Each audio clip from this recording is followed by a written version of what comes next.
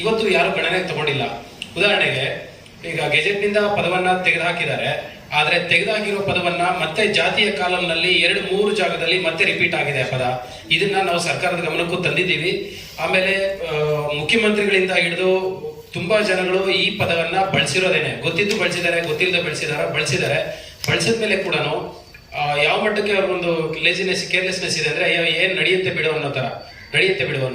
CT Ravi ಅವ್ರ ವಿರುದ್ಧವಾಗಿ ಕೂಡ ಈ ರೀತಿ ಹೇಳಿಕೆ ಕೊಡಬಾರ್ದಿತ್ತು ಅಂತ ಹೇಳಿ ಕೇಳ್ಕೊಂಡಾಗ ಅವ್ರು ಹೇಳ್ತಾರೆ, ಯಾರೋ 4 ಜನ ಕುಡಿದ್ಬಿಟ್ಟು ಮಾತಾಡಿದ್ದಾರೆ, ಇದನ್ನ ಪ್ರೆಸ್ ಮೀಟ್ ಮಾಡಕ್ ಹೋಗಿದ್ದಾರೆ, ಇದನ್ನ ದೊಡ್ಡ ಇಶ್ಯೂ ಮಾಡ್ತಿದ್ದಾರೆ ಅನ್ನೋ ರೀತಿಲಿ ಅವರು ಹೇಳಿಕೆ ಕೊಟ್ಟಿದ್ದಾರೆ. ಇದನ್ನ ಯಾರು ಪ್ರಶ್ನೆ ಮಾಡ್ತಾ ಇಲ್ಲ. ಇವತ್ತು ಸಮಾಜದಲ್ಲಿ ಯಾವ ಜಾತಿಯನ್ನ ಅವಮಾನ ಆಗೋ ತರ ನಡೆಸ್ಕೊಳ್ತಾ ಇದ್ದಾರೆ. ಯಾವ್ದಾದ್ರು ಜಾತಿ ಇದೆಯಾ ಅಂದ್ರೆ ಅದು ಯಾವುದೂ ಇಲ್ಲ. ಒಂದೇ ಒಂದು ಜಾತಿ ಇದೆ, ನಮ್ಮ ಕ್ಷೌರಿಕ ಜನಾಂಗ. ಈ ಜನಾಂಗವನ್ನ, ಆ ಕೆಟ್ಟ ಪದವನ್ನ ದಯವಿಟ್ಟು ಬಳಸಬೇಡಿ ಅಂತ ರಿಕ್ವೆಸ್ಟ್ ಮಾಡ್ಕೊಂಡಾಯ್ತು. ಆದ್ರೆ ಯಾರು ಕೂಡ ಒಬ್ರು ಕೂಡ ಪ್ರತಿಕ್ರಿಯೆ ಕೊಡ್ತಾ ಇಲ್ಲ. ಸರ್ಕಾರದ 55 ಜನ MLAಗಳಿಗೆ ಶ್ರೀ ಮುತ್ತುರಾಜ್ ಅವರು ತಗೊಂಡೋಗಿ ಒಂದು ಮನವಿ ಪತ್ರ ಕೊಟ್ಟಿದ್ದಾರೆ. ಈ ಬೆಳಗಾವಿ ಅಧಿವೇಶನದಲ್ಲಿ ದಯವಿಟ್ಟು ಇದ್ರ ಬಗ್ಗೆ ದನಿ ಎತ್ತಬೇಕು, ಈ ಪದ ನಿಷೇಧದ ಬಗ್ಗೆ ನೀವು ಮಾತಾಡಬೇಕು ಅಂತೇಳಿ, ಕಾನೂನಾತ್ಮಕವಾಗಿ ಇದನ್ನ ಶಿಕ್ಷಾರ್ಹ ಅಪರಾಧ ಅಂತ ಮೆನ್ಷನ್ ಮಾಡಬೇಕು ಅಂತ ಹೇಳಿ ಕೊಟ್ಟಿದ್ದಾರೆ. ಅದನ್ನು ಕೂಡ ಈಗ ಬೆಳಗಾವಿ ಅಧಿವೇಶನದಲ್ಲಿ ಯಾರು ಕೂಡ ಒಬ್ರು ಅದ್ರ ಬಗ್ಗೆ ಮಾತಾಡ್ತಾ ಇಲ್ಲ. ಪ್ರತಿಯೊಬ್ಬ ವ್ಯಕ್ತಿಗೂ ಕ್ಷೌರಿಕ ಬೇಕಾಗಿದ್ದಾನೆ. ಎಲ್ಲಿವರೆಗೂ ಅವರಿಗೆ ಸೇವೆ ಮಾಡೋದಕ್ಕೆ ಮಾತ್ರ. ನನಗೆ ಆ ಸಮಾಜದ ಮೇಲೆ ಗೌರವ ಇದೆ ಅಂತೇಳಿ ಇಂಡಿವಿಜುವಲ್ ಆಗಿ ಎಲ್ಲರೂ ಮಾತಾಡ್ತಿದ್ದಾರೆ ವಿನಃ ನಿಜವಾಗ್ಲೂ ಸಮಾಜದ ಪರವಾಗಿ ಧ್ವನಿ ಎತ್ತಬೇಕಾಗಿರೋರು ಯಾರು ಧ್ವನಿ ಎತ್ತಾ ಇಲ್ಲ. ಇದು ಯಾಕೆ? ಈ ಜಾಣ ಕುರುಡು ಯಾಕೆ? ಈ ಜಾಣ ಮೌನ ಯಾಕೆ? ಇದೇ ನಾವು ಸಾತ್ವಿಕವಾಗಿ ಒಳ್ಳೆ ಪದಗಳಿಂದ ನಾವು ಕೇಳ್ತಾ ಇದ್ರೆ ಇದನ್ನ ಹಿಂಗೆ ಮುಂದಕ್ಕೆ ತಳ್ಕೊಂಡು ಹೋಗ್ತಿದ್ದಾರೆ. ಆಲ್ರೆಡಿ ಲಕ್ಷಾಂತರ ಜನ ಈ ಸಮಾಜದಲ್ಲಿ ಕ್ರೀಮಿ ಲೇಯರ್ ಏನಿದೆ, ಮೇಲ್ಪದದಲ್ಲಿ ಒಳ್ಳೆ ಸ್ಥಾನಮಾನ ಪಡೆದಂತವ್ರು, ಕಷ್ಟಪಟ್ಟು ಓದಿ ಹೋಗಿರುವಂತವ್ರು ಈ ಜಾತಿ ಹೇಳ್ಕೊಳ್ಳೋದಕ್ಕೆ ಅಸಹ್ಯ ಪಟ್ಕೊಳ್ತಾ ಇದ್ದಾರೆ. ಅಕ್ಕಪಕ್ಕ ಮನೆಗಳಲ್ಲಿ ಬಾಡಿಗೆಗಳು ಕೊಡಲ್ಲ ಅನ್ನೋ ಕಾರಣಗಳಿಗೆ ಕೆಲವರು ಹೇಳ್ಕೊಳ್ತಾ ಇಲ್ಲ. ಇದು ಹೋಗ್ಬೇಕು. ಪ್ರಪಂಚದ ಯಾವುದೇ ದೇಶದಲ್ಲಿ ಈ ರೀತಿ ಸವಿತಾ ಸಮಾಜದವ್ರಿಗೆ ಕೆಟ್ಟದಾಗಿ ನೋಡೋದಿಲ್ಲ. ಆದ್ರೆ ನನ್ನ ಮನೆ ಇರೋ ಜಾಗದಲ್ಲಿ, ನಾನು ಹುಟ್ಟಿ ಬೆಳೆದಂತ ನನ್ನ ಕರ್ನಾಡಲ್ಲಿ ನನ್ನನ್ನ ಅವಮಾನ ಮಾಡಿ ನೋಡ್ತಿದ್ದಾರೆ. ದುಡ್ಡು ಎಲ್ಲರೂ ದುಡಿತಾರೆ, ಆದ್ರೆ ಗೌರವ ಏನು ಕೆಟ್ಟ ಕೆಲಸ ಮಾಡದೆ ಅಗೌರವದಿಂದ ತಲೆ ಬಗ್ಸುವಂತ ಒಂದು ಇದಿದೆಯಲ್ಲ, ಅದು ನೋವಿನ ಸಂಗತಿ. ಯಾರಿಗೂ ಹೇಳ್ಕೊಳಕ್ಕಾಗಲ್ಲ. ನಾಳೆ ನನ್ನ ತಂದೆಗಾಗಿದ್ದು ನನಗೂ ಆಗಿದೆ, ನನ್ನ ಮಗನಿಗೂ ಆಗುತ್ತೆ. ದಯವಿಟ್ಟು ಪತ್ರಿಕಾ ಮಾಧ್ಯಮದವರು, ನನ್ನ ಸ್ನೇಹಿತರು, ಅಣ್ಣತಮ್ಮಂದಿರು ಎಲ್ಲರೂ ಸಹಕಾರ ಕೊಡಬೇಕು.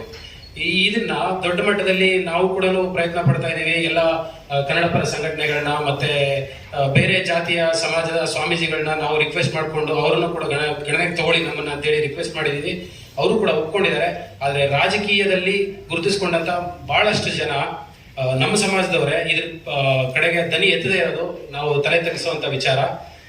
ದಯವಿಟ್ಟು ಬಂಧುಗಳೇ, ಇದೊಂದು ವಿಚಾರವಾಗಿ ನಮ್ಗೆ ಸಹಕಾರ ಕೊಡಿ. ಎಲ್ಲರೂ ಕೂಡ ಈ ವಿಚಾರವಾಗಿ ಕಾನೂನಾತ್ಮಕವಾಗಿ ನಮ್ಗೆ ಒಂದು ಸಹಾಯ ಮಾಡೋದ್ರಿಂದ ಎಲ್ರಿಗೂ ಒಳ್ಳೇದಾಗತ್ತೆ.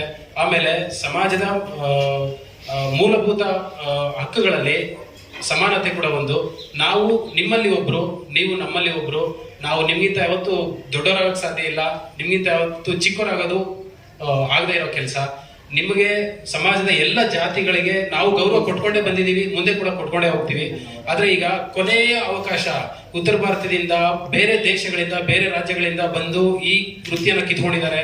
ನಮಗೆ ಪಟ್ಟಿ ಮಾಡ್ಕೊಂಡು ಹೋದ್ರೆ ಸಾಕಷ್ಟು ಸಮಸ್ಯೆಗಳಿದಾವೆ.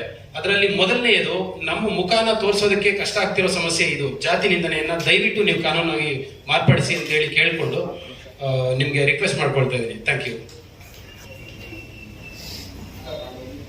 ಈಗ ಹೇಳಿದ್ರಲ್ಲ, ಸಮಾಜದ ಏನ್ ನಿಮ್ಮ ಮೂಲ ಅಂದ್ರೆ ನಿಮ್ ರೆಪ್ರೆಸೆಂಟ್ ಮಾಡೋ ಜನಪ್ರತಿನಿಧಿಗಳು ಅವರು ಮುಂಬರುವ ಎಲೆಕ್ಷನ್ ಅಲ್ಲಿ ಅವರಿಗೆ ಬಹಿಷ್ಕಾರ ಹಾಕಿ ಇಲ್ಲ. ಈ ಸಮಾಜ ಬರೀ ಚುನಾವಣೆಗಳಲ್ಲಿ ಮಾತ್ರ ಮತ ಚಲಾಯಿಸಿ ಮಾತ್ರ ಸವಿತಾ ಸಮಾಜ ಬೇಕು. ಪ್ರತಿದಿನ ಎಲ್ಲ ಸಮುದಾಯಗಳವರಿಗೆ ಸೇವೆ ಮಾಡ್ಲಿಕ್ಕೆ ಮಾತ್ರ ಈ ಸಮುದಾಯ ಬೇಕು. ಇವರು ಮಾಂಗಲ್ಯ ಭಾಗ್ಯ ಗಟ್ಟಿಯಾಗಿರೋದಕ್ಕೆ ನಮ್ಮ ಗಟ್ಟಿ ಮೇಳ ಬೇಕು. ಆದ್ರೆ ನಾವು ಮಾತ್ರ ಸಮುದಾಯದಲ್ಲಿ ಗಟ್ಟಿಯಾಗಿರಬಾರ್ದು, ನಾವು ಕೊಳ್ಳೆದ್ದೋಗ್ಬೇಕು. ಯಾವ ರೀತಿ ಇದು? ನಾವು ಗಟ್ಟಿಯಾಗಿರ್ಬೇಕು ಅಂದ್ರೆ, ನಮ್ಮ ಸಮುದಾಯವನ್ನ ಮೇಲಕ್ಕೆ ತರಬೇಕು ಅಂದ್ರೆ ಸರ್ಕಾರಕ್ಕೆ ನಾವೇನು ಪ್ರತಿದಿನ ಅವ್ರು ಅರ್ಜಿ ಹಾಕೊಳ್ತಾ ಇಲ್ಲ.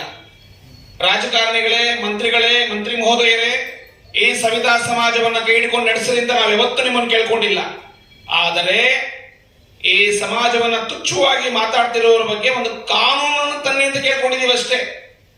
ನಾವು ನಿಮ್ಮ ಮನೆ ಮುಂದೆ ಬಂದು ಎಲ್ಲ ರಾಜಕಾರಣಿಗಳಿಗೂ ನಾನು ಹೇಳೋದಿಷ್ಟೇ, ಭಿಕ್ಷಾ ಪಾತ್ರೆ ಇಟ್ಕೊಂಡು ನಿಮ್ಮ ಮನೆ ಮುಂದೆ ಬಂದಿಲ್ಲ. ನಾವು ಹಕ್ಕು ಒತ್ತಾಯ ಮಾಡ್ತಾ ಇದ್ದೀವಿ. ಏನಂತ? ನಿಂದನೆ ಮಾಡಬೇಡಿ, ಸರ್ವ ರೀತಿಯೂ ನಮಗೆ ಬಾಳೋದಕ್ಕೆ ಅವಕಾಶ ಮಾಡಿಕೊಡಿ. ಈ ಭರತ ಭೂಮಿಯಲ್ಲಿ, ಭರತ ವರ್ಷದಲ್ಲಿ, ಭರತ ಖಂಡದಲ್ಲಿ ನಮಗೂ ಸಹ ಹಕ್ಕಿದೆ.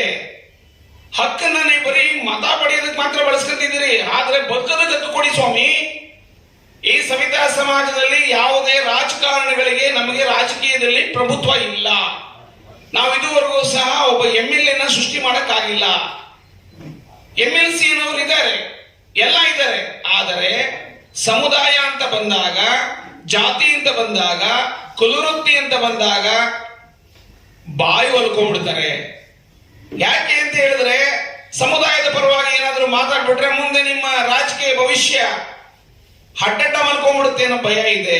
ನಾನು ಯಾರ ಹೆಸರು ಹೇಳಕ್ ಹೋಗಲ್ಲ. ಆದ್ರಿಂದ ಮಂತ್ರಿ ಮಹೋದಯರಲ್ಲಿ, ಘನವೆತ್ತ ಸರ್ಕಾರದ ಮುಖ್ಯಮಂತ್ರಿಗಳಾದಂತಹ ಸಿದ್ದರಾಮಯ್ಯನವರೇ, ನೀವೊಬ್ರು ಹಿಂದುಳಿದ ವರ್ಗದಿಂದ ಬಂದಿರೋದ್ರಿಂದ ನಮ್ಮನ್ನು ಸಹ ಒಬ್ಬ ಅಣ್ಣ ತಮ್ಮಂದಿರುಗಳು ಅಂತ ಪರಿಗಣಿಸಿ ಸವಿತಾ ಸಮಾಜವನ್ನ, ಈ ಸವಿತಾ ಸಮಾಜವನ್ನ ಒಬ್ಬ ಅಣ್ಣ ತಮ್ಮಂದಿರು ಅಂತ ಪರಿಗಣಿಸಿ ನಮಗಾಗ್ತಿರುವಂತ ನೋವು ಮತ್ತೆ ದುಃಖ ದುಮ್ಮಾನ ಇವುಗಳನ್ನೆಲ್ಲವನ್ನ ಪರಿಹರಿಸುವಂತ ಕೆಲಸ ಇದು ಮತ್ತೆ ಪಸರಿಸುವಂತೆ ಮಾಡದೆ ನೀವು ಒಂದು ದೊಡ್ಡ ತೀರ್ಮಾನವನ್ನು ತಗೊಂಡು ಈ ಸಮಾಜಕ್ಕೆ ನೀವು ಬಂಧುಗಳಾಗಿ, ಸಮಾಜಕ್ಕೆ ಒಬ್ಬ ಒಳ್ಳೆಯ ಆಶೀರ್ವಾದ ಮಾಡತಕ್ಕಂಥ ಒಬ್ಬ ಮುಖ್ಯಮಂತ್ರಿಯಾಗಿ ಈ ಸವಿತಾ ಸಮಾಜವನ್ನ ಕೈ ಹಿಡಿಬೇಕು ಅಂತ ಹೇಳಿ ಇಡೀ ಸವಿತಾ ಸಮಾಜದ ಪರವಾಗಿ, ಬೀದರಿಂದ ಚಾಮರಾಜನಗರದವರೆಗೆ ಇರ್ತಕ್ಕಂಥ ಎಲ್ಲ ಸಮುದಾಯದ ಬಂಧುಗಳ ಪರವಾಗಿ ನಿಮಗೆ ಮುಕ್ಕೋಟಿ ನಮಸ್ಕಾರಗಳನ್ನು ಹಾಕಿ, ಈ ಸಮುದಾಯಕ್ಕೆ ಆಗ್ತಿರಂತ ಅಪಮಾನವನ್ನ ದಯವಿಟ್ಟು ದಮನ ಮಾಡಬೇಕು ಅಂತ ಹೇಳಿ ನಿಮ್ಮಲ್ಲಿ ಕಳಕಳಿಯ ಪ್ರಾರ್ಥನೆ ಮಾಡ್ತೇನೆ.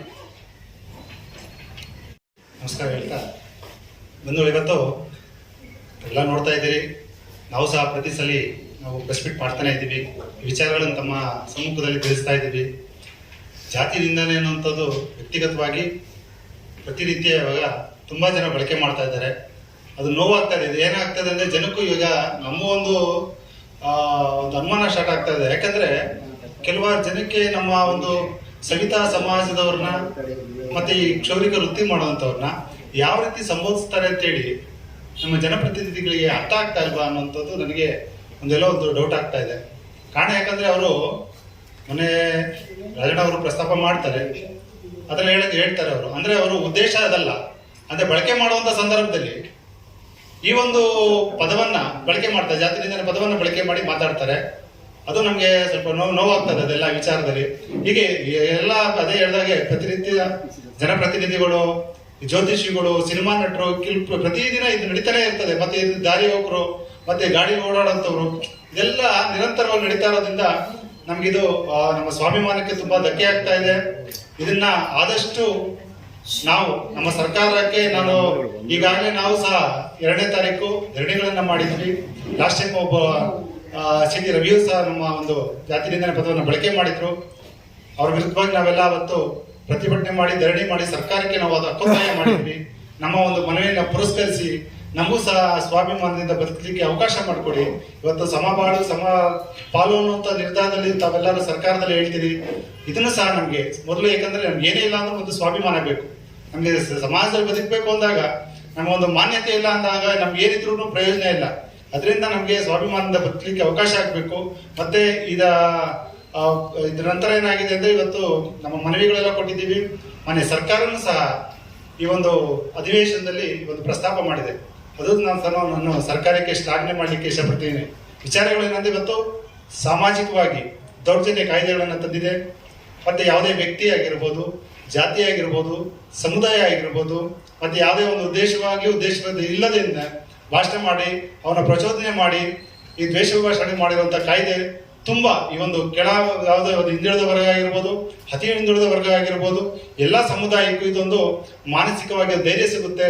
ಮತ್ತೆ ಸ್ವಾಭಿಮಾನಕ್ಕೆ ಅವರು ಬದುಕಲಿಕ್ಕೆ ಒಂದು ಅವಕಾಶ ಆಗುತ್ತೆ ಅಂತ ಹೇಳಿ ನಾನು ಮಾನ್ಯ ಸರ್ಕಾರಕ್ಕೂ ನಾನು ಧನ್ಯವಾದ ತಿಳಿಸಕ್ಕೆ ಬಯಸ್ತಾ ಇದ್ದೀನಿ. ಸರ್, ಈಗ ನೀವು ಮೊನ್ನೆ ಭಾಗವಹಿಸೋದು ಆ ಸಂದರ್ಭದಲ್ಲಿ ಪ್ರತಿನಿತ್ಯ ನಾವು ಯಾವುದೇ ಕಾರ್ಯಕ್ರಮ ಮಾಡಿದ್ರು ಪ್ರಥಮವಾಗಿ ನಾವು ತಗೊಳ್ಳುವಂಥದ್ದು ಏನಂದ್ರೆ ಜಾತಿ ನಿಂದನೆ ಮತ್ತು ಜಾತಿ ಮೀಸಲಾತಿ. ಇದನ್ನ ಕಡ್ಡಾಯವಾಗಿ ನಾವು ಯಾವುದೇ ಕಾರ್ಯಕ್ರಮದಲ್ಲೂ ಮೊನ್ನೆ ಎಲ್ಲ ನಮ್ಮ ಸರ್ಕಾರದ ಎಲ್ಲ ಮತ್ತು ಮುಖ್ಯಮಂತ್ರಿಗಳಿಗೆ ಎಲ್ಲ ನಾವು ಕೊಡ್ತಾನೆ ಇರ್ತೀವಿ. ಮನವಿ ಅಂತ ರೆಗ್ಯುಲರ್ ಆಗಿ ಕೊಡ್ತಾ ಇದ್ದೀವಿ. ಮತ್ತೆ ಈ ಹಿಂದೆನೂ ಸಹ ನೀವು ಹೇಳಿದ್ರೆ ಅದು 2ನೇ ತಾರೀಕು ಮಾಡುವಂತ ಸಂದರ್ಭದಲ್ಲಿ ಪ್ರತಿಭಟನೆ ಮಾಡಿದ್ದು, ಧರಣಿ ಮಾಡಿದ್ದು, ನಮ್ಮ ಹಕ್ಕುತ್ತಾಯಿಗಳನ್ನ ನಾವು ಮಾಡಿದ್ದು. ಅದರಲ್ಲಿ ಯಾವುದೇ ರೀತಿ ನಾವು ಅಲ್ಲಿ ಸರ್ಕಾರದ ಮಂತ್ರಿಗಳು ಬಂದಿರಲಿಲ್ಲ. ಬಟ್ ಏನ್ ಮಾಡ್ತಾ ಇದ್ವಿ, ಲಾಸ್ಟ್ ಟೈಮ್ ಒಂದು ಪತ್ರಿಕಾಗೋಷ್ಠಿಯಲ್ಲಿ ನಾವು ಇದನ್ನ ಪ್ರಸ್ತಾಪ ಮಾಡಿದ್ವಿ. ನಾವೆಲ್ಲರೂ ಸಹ ಇದು ರಾಜ್ಯವಾರು ಇವತ್ತು ಯಾರು ಅಲ್ಲಿ ಲೋಕಲ್ ಇರುವಂತ ನಮ್ಮ ಜನಪ್ರತಿನಿಧಿಗಳು ಏನಿದ್ದಾರೆ ಅವ್ರಿಗೆಲ್ಲ ಒಂದು ಅವೇರ್ನೆಸ್ ಆಗ್ಬೇಕು ಅನ್ನೋ ಉದ್ದೇಶಕ್ಕೆ ನಾವು ಸ್ಥಳೀಯವಾಗಿ ಜನಪ್ರತಿನಿಧಿಗಳು ಒಂದು ಮನವಿ ಕೊಟ್ಟು ಇದನ್ನ ಬಳಕೆ ಮಾಡಬೇಡಿ, ಇದನ್ನ ಬಳಕೆ ಮಾಡ್ಲಿಕ್ಕೆ ನೀವು ಕಾನೂನು ಮುಖಾಂತರ ನೀವು ಸದನದಲ್ಲಿ ಮಾತಾಡಿ ಅಂತೇಳಿ ಈಗಾಗಲೇ ಅವೇರ್ನೆಸ್ ಪ್ರೋಗ್ರಾಮ್ ಮಾಡಿದೀವಿ ಸರ್. ಇದು ನಡೀತಾನೆ ಇದೆ, ಇದು ಸ್ಟಿಲ್ ನಡೀತಾನೆ ಇದೆ.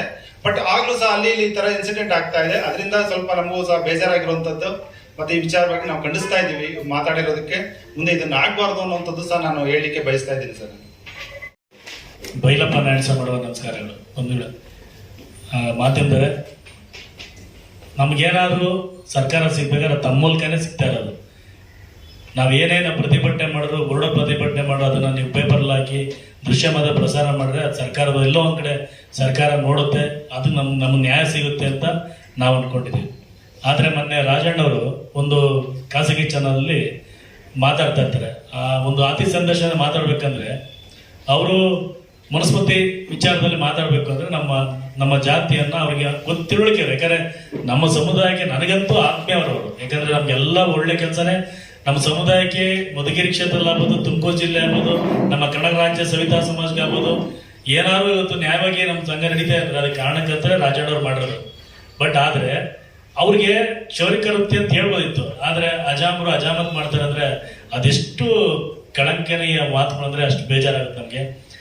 ಒಂದ್ ಕಡೆ ನಮ್ಮ ಪ್ರೀತಿ ವಿಶ್ವಾಸ ಗಳಿಸಿದ ರಾಜಕಾರಣಿ, ಇನ್ನೊಂದ್ ಕಡೆ ನಮ್ಗೆ ಅವಮಾನಿಸಿದವರು.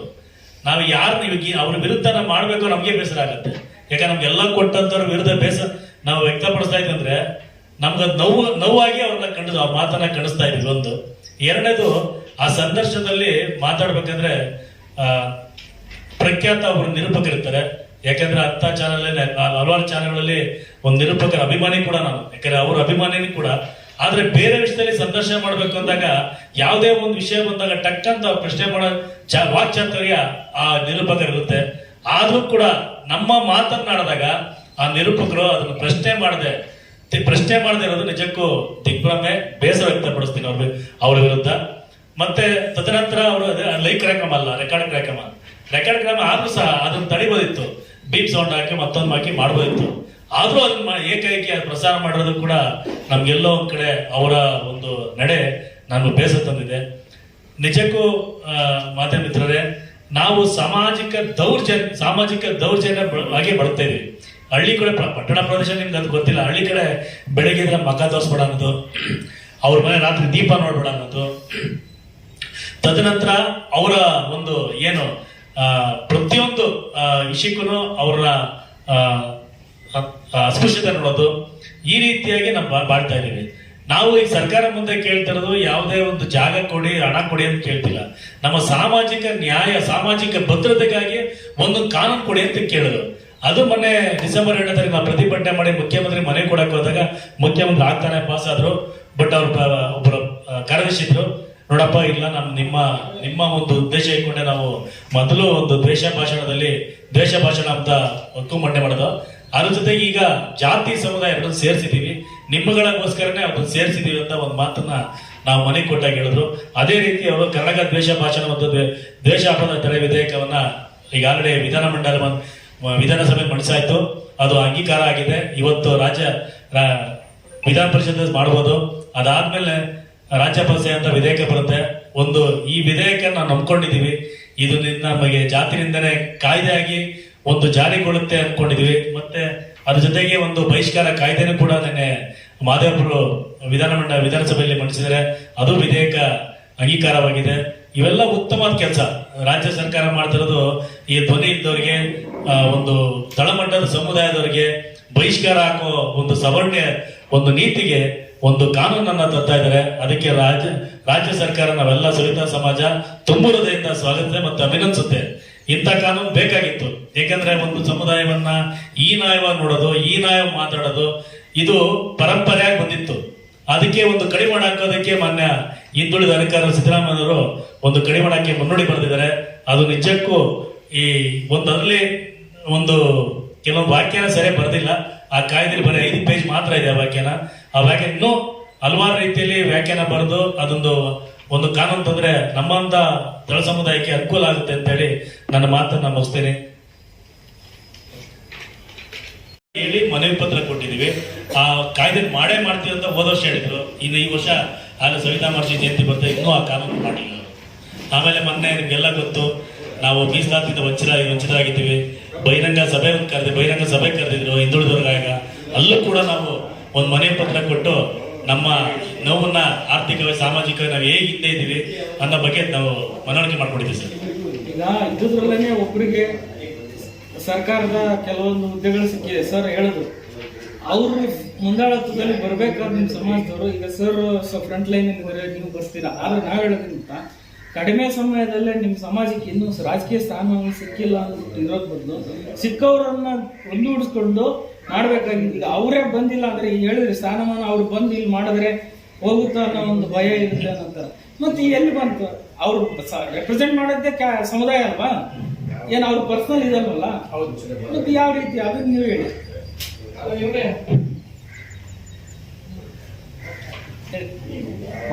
ಸರ್, ಯಾವುದೇ ಒಬ್ಬ ವ್ಯಕ್ತಿ ತನ್ನ ಜಾತಿಯನ್ನ ತನ್ನ ವೃತ್ತಿಯನ್ನ ತಾಯಿ ಅಂತ ಯಾವಾಗ ಕನ್ಸಿಡರ್ ಮಾಡ್ತಾರೆ, ಅವ್ರು ಯಾವಾಗೂ ಸಹ ಈ ಸಮಾಜದ ಪರವಾಗಿ ನಿಂತ್ಕೊಳ್ತಾರೆ. ಎಷ್ಟೇ ಸ್ಥಾನಮಾನಗಳಿಗೆ ಹೋದ್ರು ತನ್ನ ಮೂಲ ಬೇರು ಎಲ್ಲಿದೆ, ತನ್ನ ಮಾತೃಸ್ಥಾನ ಎಲ್ಲಿದೆ ಅಂತ ಯಾರು ಮರೆಯೋದಿಲ್ಲ. ಅವರು ಅತ್ಯುತ್ತಮ ನಾಯಕರಾಗಿ ಬೆಳೀತಾರೆ, ಇದು ಸತ್ಯ. ಆದರೆ ಕೆಲವರು ಏನಾಗಿರುತ್ತೆ ಗೊತ್ತಿಲ್ಲ, ಅವರಿಗೆ ಸ್ಥಾನಗಳೇ ಮುಖ್ಯ ಅನ್ಬೇಕಾಗಿದ್ರೆ ಮಾನ ಕಳ್ಕೊಳ್ಳೋಕೆ ರೆಡಿಯಾಗಿರ್ತಾರೆ. ಹಾಗಿರ್ಬೇಕಾದ್ರೆ ಸ್ಥಾನಮಾನಗಳು ಇವುಗಳು ಬಿಟ್ಬಿಟ್ಟು ಮಾನನೂ ಇಲ್ಲ ಸ್ಥಾನನೂ ಬೇಕು ಮುಖ್ಯ ಅನ್ನೋರಿಗೆ ಯಾವ ಜಾತಿ ಆದ್ರೆ ನಮ್ಗೇನದು ಅದು ಹೆತ್ತಿಗೆ ಜ್ವರ ಬಂದ್ರೆ ಹೆಮ್ಮೆಗೆ ಬರೆ ಹಾಕಿದ್ರು ನಂಗೆ. ನಮ್ಮಂತ ಪ್ರತಿದಿನ ಬೆಳಿಗ್ಗೆ 6 ಗಂಟೆಗೆ ಎದ್ದು ಕೆಲಸ ಮಾಡಿ ವೃತ್ತಿಯನ್ನ ಮಾಡಿ ಸಂಪಾದನೆ ಮಾಡ್ತಿರೋರಿಗೆ ಬರೆ ಬೀಳ್ತಾ ಇದೆ. ನಾಯಕರು ಅನ್ಸ್ಕೊಂಡಿರ್ತಕ್ಕಂಥ ಬಿಳಿ ಕುದುರೆಗಳು ಬಿಳಿ ಆನೆಗಳು ಆರಾಮಾಗಿದ್ದಾರೆ. ಇದು ನನ್ನ ನೇರವಾದ ಮಾತು.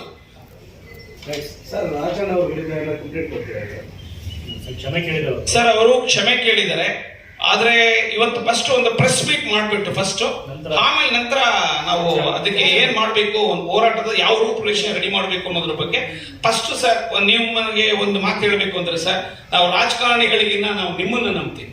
ನಮ್ಮ ನೋವನ್ನ ನೀವು 4 ಜನಕ್ಕೆ ತಲುಪಿಸುವಂತ ವ್ಯಕ್ತಿಗಳು, ಆ ಒಂದು ಶ್ರೀಮಂತಿಕೆ ಹೃದಯವಂತಿಕೆ ನಿಮಗಿದೆ. ಹಾಗಿರೋದ್ರೆ ನಾವು ಪತ್ರಕರ್ತರನ್ನ ನಂಬ್ತೀವಿ ಸರ್. ನಿಮ್ಮನ್ನ ನಂಬದ ಮೇಲೆ ಖಂಡಿತವಾಗೂ ಅವ್ರಿಗೆ ಅರ್ಥ ಆಗುತ್ತೆ ಅನ್ನೋದು ಭಾವನೆ ನಮಗಿದೆ ಸರ್. ಸಿಟಿ ರವಿ ವಿಚಾರದಲ್ಲಿ ರಾಜಾಡಳಿತ ಒಂದು ಕಂಪ್ಲೇಂಟ್ ಕೊಡ್ಬೇಕು ಅಂತ ಹೋದಾಗ ಅಲ್ಲಿ ಸಿಟಿ ರವಿ ಯಾವ ರೀತಿ ಮಾತಾಡಿದ್ರೆ, ನಾನು ಕಾಯೋದಿಕ್ಕೆ ಅಜಾಮಾನ ಅಂದ್ರೆ ನಮ್ಮನ್ನ ಯಾವ ತಳಮಟ್ಟದಿಂದ ನೋಡಿದ್ರು, ಈಗ ತಳಮಟ್ಟದಿಂದ ಯಾವ ರೀತಿ ಅವ್ರು ನಮ್ಮನ್ನ ದ್ವೇಷಕಾರಿ ನೋಡಿದ್ರು, ನಾನು ಕಾಯೋದಕ್ಕೆ ಏನು ಅಜಾಮಾನ ಅಂದ್ರೆ ಆ ಮಟ್ಟಕ್ಕೆ ಕಾಯರಲ್ಲ ಅಜಾಮ್ರ ಅಂದ್ರೆ ಆ ಕೀಳು ಮಟ್ಟದ ಸಂಸ್ಕೃತಿ ಇದೆಯಲ್ಲ ಅದಕ್ಕೆ ಮಾತಾಡಿದ್ದು ಅವ್ರ ಸಂಭೋಗ ಇದೆಯಲ್ಲ ಆ ಮಾತು ಬಂದಿದೆ. ಈಗ ನಾವು ಈಗ ನಮ್ಮ ರಾಜಣ್ಣದ ಕಂಪ್ಲೇಂಟ್ ಕೊಡ್ಬೇಕು ಅಂತ ಈಗ ಆಲ್ರೆಡಿ ನಿರ್ಧಾರ ಮಾಡಿದೀವಿ. ಅದನ್ನ ಎಲ್ಲರ ಜೊತೆ ಮೀಟಿಂಗ್ ಕರೆದು ಈಗಾಗಲೇ ಪ್ರೆಸ್ ಮೀಟ್ ಮಾಡಿ ಅದ್ರ ಬಗ್ಗೆ ನಮ್ ತಡವಾಗಿ ಗೊತ್ತಾಗಿರೋದ್ರಿಂದ ನಾವೀಗ ಪ್ರೆಸ್ ಮೀಟ್ ಮಾಡಿ ಮುಂದೆ ವಾರ ಕೂತ್ಕೊಂಡು ಚರ್ಚೆ ಮಾಡಿ ಅದ್ರ ಕಂಪ್ಲೇಂಟ್ ಕೊಡೋದು 100% ಹೇಳಿದಂಗೆ ಕಂಪ್ಲೇಂಟ್ ಕೊಡ್ತೀವಿ. ಯಾಕಂದ್ರೆ ಒಂದಿಂದೆ ಕಂಪ್ಲೇಂಟ್ ಆಗಿ ಇವತ್ತು ಕಾನೂನಲ್ಲಿ ಪೊಲೀಸರು ಕ್ರಮ ಕೈಗೊಂಡಿಲ್ಲ. ಸೀಟ್ ಕಂಪ್ಲೇಂಟ್ ಮಾಡಿದೀವಿ, FIR ಆಗಿದೆ, ಇವತ್ತವರೆಗೂ ಕರ್ಸಿಲ್ಲ. ಕೇಳೋಕೆ ಪೊಲೀಸರು ಸರ್ ಬರ್ತಾರಂತೆ 15 ತಾರೀಕಿಂದ ಬರ್ತೀನಿ ಅಂತ ಹೇಳೋ ಇವತ್ತವರೆಗೂ ಬಂದಿಲ್ಲ. ನಮ್ಮ ನೋವು ಆಗಿದೆ. ನಾವು ಕಂಪ್ಲೇಂಟ್ ಕೊಟ್ರೆ ಇದೇ ಪಾಡೆ ಆಗೋದು. FIR ಆಗಿದ್ರು ಕೂಡ ಅವ್ರು ಕರ್ಕೊಂಬಂದು ಸ್ಟೇಷನ್ ಕರ್ಕೊಂಬರಕ್ಕೂ ಆದಷ್ಟು ನಮ್ಮಗಳ ಒಂದು ಕಂಪ್ಲೇಂಟ್ ಆಗಿರುತ್ತೆ. ಹೇಳ್ತಪ್ಪ ಬಂದಿತ್ತು, ಯಾವುದೋ ಒಂದು ಪೇಪರ್ ಮಾತ್ರ ಬಂದಿದೆ ಅಷ್ಟೇ. ಕ್ಷಮ ಇದೆ. ವೈಯಕ್ತಿಕವಾಗಿ ಸರಿ, ಈಗ ಸವಿತಾ ಸಮಾಜ ನಾಯಕರು ತುಮಕೂರು ಬಹಳ ಜನ ಇದ್ದಾರೆ. ಅವ್ರನ್ನೆಲ್ಲ ಕರೆದು ನೋಡಪ್ಪ ಏನೋ ಬಾಯಿ ತಪ್ಪ ಬಂದಿದ್ದೀನಿ ಈ ತರ ಕ್ಷಮಿಸಿ ಅಂತ ಒಂದು ಮಾತು ಇವತ್ತು ಹೇಳಿಲ್ಲ ಸರ್. ಅಲ್ಲ, ಹಂಗಿದ್ದಾಗ ನೀವು ಸ್ಪಷ್ಟ ನಿರ್ಧಾರ ಅಲ್ಲ, ಸ್ಪಷ್ಟ ನಿರ್ಧಾರ ತಗೊಂಡಿದ್ದೀವಿ ಸರ್. ಈಗ ಸಿಟಿ ರವಿ ಹೇಳಿದ್ದು ಅದೇ ವರ್ಡ್ ಹೌದು, ಆದ್ರೆ ಸ್ವಲ್ಪ ಲಾಂಗ್ ಬಟ್ ವರ್ಡ್ ಒಂದೇ 100% ಸತ್ಯ ಒಂದೇ. ಹಾಗಾಗಿ ಈ ದೇಶದ ಕಾನೂನು ಎಲ್ಲರಿಗೂ ಒಂದೇ ಅಲ್ವಾ ಸರ್? ಅವ್ರಿಗೊಂದು ಇವ್ರಿಗೊಂದು ಮಾಡೋದ್ರಲ್ಲಿ ಅಲ್ಲ. ಸಿಟಿ ರವಿ 3 ಸರಿ ಸರ್, 2 ಸರಿ ಕ್ಷಮಿಸಿದ್ದೀವಿ. 3 ಸರಿ ಮಾತಾಡಿದಾಗಲೇ ನಾವು ಕಂಪ್ಲೇಂಟ್ ಮಾಡಿದ್ದು. 2 ಸರಿ 3 ಸರಿ ಮಾತಾಡಿ ಅವ್ರು ಕ್ಷಮಾಪಣೆ ಕೇಳಿದ್ರು, ಆದ್ರೂ ಕ್ಷಮಿಸಿದ್ದೀವಿ.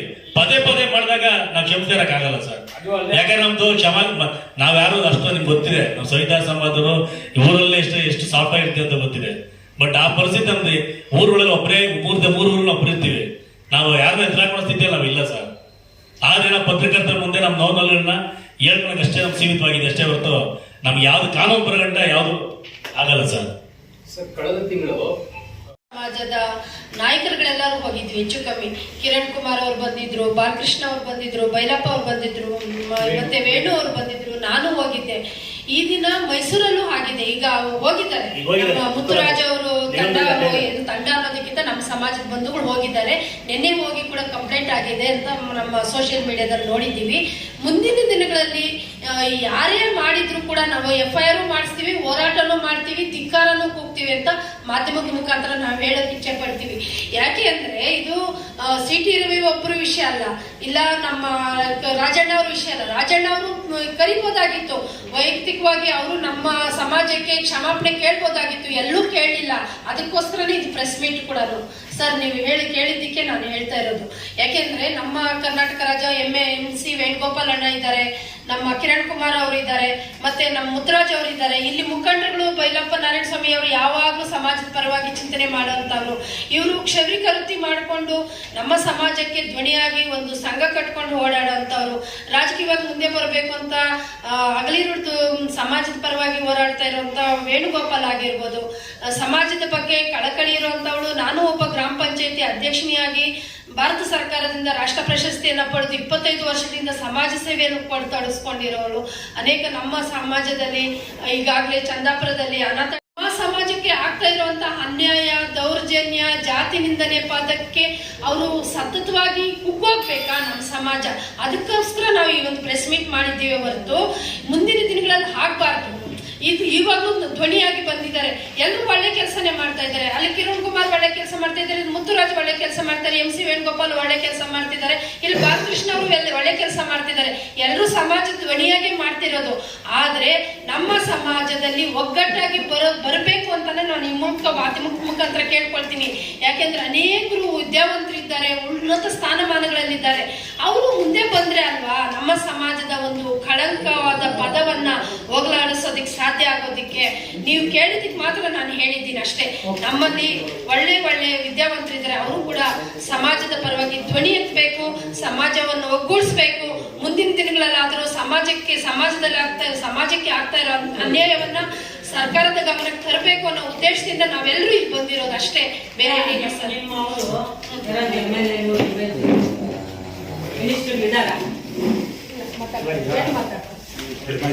MLAಗಳು ಯಾರಿಲ್ಲ, MLCಗಳು ಒಬ್ರು ಇದ್ದಾರೆ, ಕಿಶೋರ್ ಕುಮಾರ್ ಅಂತ BJP ಸರ್ಕಾರದಿಂದ ಒಬ್ರು ಇದ್ದಾರೆ. ಅದು ಬಿಟ್ರೆ ಕಿಶೋರ್ ಕುಮಾರ್ ಅವ್ರು ಬಿಟ್ರೆ ಯಾರಿಲ್ಲ. ಮತ್ತೆ ಇನ್ನೊಂದು ವಿಚಾರ ಹೇಳ್ತೀವಿ ಬಯಸ್ತೀವಿ ತಪ್ಪಿ, ನಮಗೂ ಉದ್ದೇಶ ಪ್ರತಿನಿತ್ಯ ಯಾರನ್ನೇ ನಾವು ಸ್ಟೇಷನ್ಗೆ ಹೋಗೋದು, ಕಂಪ್ಲೇಂಟ್ ಕೊಡಬೇಕು, FIR ಮಾಡಿಸ್ಬೇಕು, ಆ ಉದ್ದೇಶ ನಮ್ದಲ್ಲ. ನಮ್ಮ ಉದ್ದೇಶ ಏನಂದ್ರೆ ಸಾಮಾಜಿಕವಾಗಿ ಸ್ವಾಭಿಮಾನದ ಬದುಕಬೇಕು, ಅದು ನಮ್ಮ ಉದ್ದೇಶ ಇದೆ. ನಮಗೆ ಈಗ CT ರವಿ ಅವ್ರು ಯಾಕೆ ತಗೊಂಡ್ವಿ ಅಂತ ಹೇಳಿದ್ರೆ, ಈಗ ಅವ್ರು ಈಗಾಗಲೇ ಒಂದು ಸಲ ಇದು ಮಾಡಿದ್ಮೇಲೆ ಅವರು ಮೂರನೇ ಸಲ ಮಾತಾಡಿ ಬಹಳ ತುಚ್ಛವಾಗಿ ಮಾತಾಡಿ ನೋವಾಗಿರೋದಕ್ಕೆ ನಾವು ಮಾತಾಡಿದ್ವಿ. ಮತ್ತೆ ಇದೇ ರೀತಿ ನಮ್ಮ ರಾಜಣ್ಣ ಅವ್ರಿಗೂ ಹೇಳ್ತಾ ಇದ್ವಿ, ಅವರು ಸಹ ನಾವು ಒಂದು ಕ್ಷಮಾಪಣೆ ಅಲ್ಲಿ ಕೇಳಿದ್ದಾರೆ. ಇನ್ನೂ ಸಹ ಸಾರ್ವಜನಿಕ ಸಮಾಜ ಮುಂದೆ ಮಾತಾಡಲಿ ಅವರು ಸಹ. ಮತ್ತೆ ನಾವು ಕೇಳೋದೇನು ಗೊತ್ತಾ, ಸರ್ಕಾರಕ್ಕೆ ಮುಖ್ಯವಾಗಿ ನಾವಿವತ್ತು ಜಾತಿ ದೌರ್ಜನ್ಯ ಕಾಯ್ದೆ ಏನಾಗಿದೆ ಅದಕ್ಕೆ ಸಂಬಂಧಪಟ್ಟಂತೆ ಸೂಕ್ತವಾದ ಕಾನೂನು ಮಾಡಿ. ಈಗ ಮಾಡಿದ್ದಾರೆ ಕಾನೂನು ಅಂತ ಹೇಳಿ ಮಾಡಿದ, ಅದಕ್ಕೆ ಯಾವುದೇ ರೀತಿಯಾದ ಇನ್ನೂ ಅದಕ್ಕೆ ಇಂಪ್ಲಿಮೆಂಟ್ಗೆ ಸ್ಪಷ್ಟವಾದ ಕಾನೂನು ಅದಕ್ಕೆ ಬೇಕಾಗಿದೆ. ಅದಕ್ಕೆ ರಿಲೇಟೆಡ್ಗೆ ನಾನು ಸರ್ಕಾರಕ್ಕೆ ನಾನು ಹೇಳೋದು ಮಾಡಿದ್ದೀನಿ, ಅದಕ್ಕೆ ನಾನು ತುಂಬ ಧನ್ಯವಾದ ತಿಳಿಸ್ತಾ, ಮತ್ತೆ ಕಾನೂನು ಸ್ಪಷ್ಟವಾದ ಕಾನೂನು ಮಾಡಿ ಅದಕ್ಕೆ ಯಾವ ಸೆಕ್ಷನ್ಗಳು ಹಾಕ್ಬೇಕು ಅನ್ನೋಂಥದ್ದನ್ನ ಸೀಮಿತ ಮಾಡಬೇಕು ಅಂತೇಳಿ ನಾನು ತಮ್ಮ ಮೂಲಕ ಪತ್ರಿಕಾ ಮೂಲಕ ನಾನು ಕೇಳ್ಕೊಳ್ತಾ ಇದ್ದೀನಿ. ಹಾಗೆ ತಾವೆಲ್ಲರೂ ಸಹ ಇವತ್ತು ಪತ್ರಿಕಾ ಮಾಧ್ಯಮದ